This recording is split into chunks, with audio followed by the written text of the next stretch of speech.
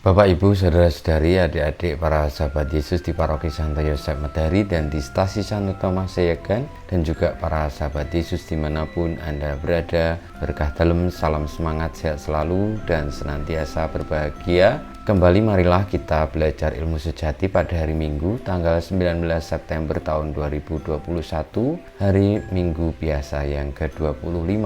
Kita mengawali belajar ilmu sejati kita dengan berdoa. Dalam nama Bapa, Putra, dan Roh Kudus. Amin. Allah Bapa yang Maha Pengasih, melalui Putramu Engkau selalu membela kaum yang lemah, miskin, dan menderita. Kami mohon semoga semangat belas kasih Putramu itu senantiasa menjiwai kami, sehingga kami pun berani memihak dan memberikan pertolongan nyata kepada saudara-saudari kami yang lemah, miskin, dan menderita. Sebab Dialah yang hidup dan berkuasa bersama Dikau dalam persatuan Roh Kudus Allah sepanjang segala masa. Amin. Para sahabat Yesus terkasih, kita akan belajar ilmu sejati dari Injil Yesus Kristus menurut Markus bab 9 ayat 30 sampai dengan 37. Setelah Yesus dimuliakan di atas gunung, Ia dan murid-muridnya melintas di Galilea. Yesus tidak mau hal itu diketahui orang sebab Ia sedang mengajar murid-muridnya.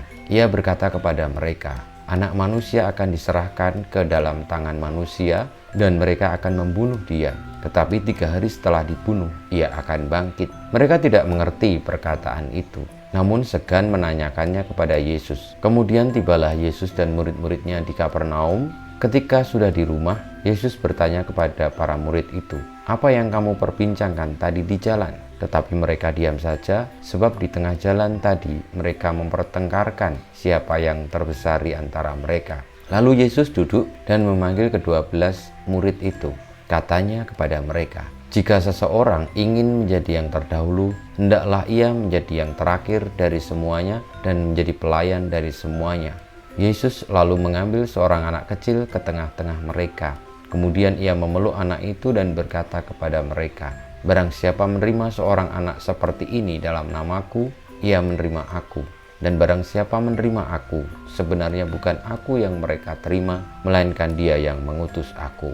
Demikianlah sabda Tuhan, terpujilah Kristus.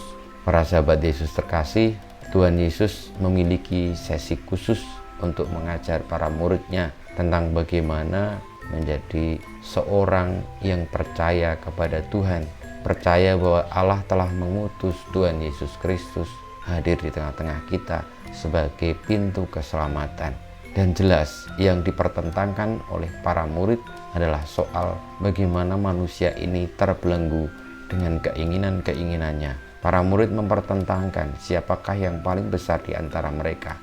Dan bagi Tuhan Yesus itu adalah kelemahan manusiawi yang dimiliki oleh hampir semua manusia. Tuhan Yesus memberikan rahasia bahwa siapapun yang ingin menjadi terdahulu, ia harus menjadi yang terakhir dari semuanya dan menjadi pelayan dari semuanya. Inilah rahasia menuju kepada kemerdekaan sejati, menuju kepada diri yang memusatkan kepada Allah. Maka saudara-saudariku, marilah kita menjalani hidup dengan rendah hati, bahwa kita bukanlah pusat dunia. Dan ketika kita ingin menjadi yang pertama, yang terutama, bolehlah itu menjadi semangat, namun jangan menjadi tujuan. Karena tujuan sejati kita adalah Tuhan. Ketika kita mau mengikuti Tuhan, berarti kita mau mengikuti Yesus yang diserahkan kepada manusia, dibunuh untuk keselamatan dunia. Kita mohon berkat Tuhan, kemuliaan kepada Bapa dan Putra dan Roh Kudus, seperti pada permulaan sekarang selalu dan sepanjang segala abad. Amin. Ya Yesus, jadikanlah hati kami seperti hati-Mu.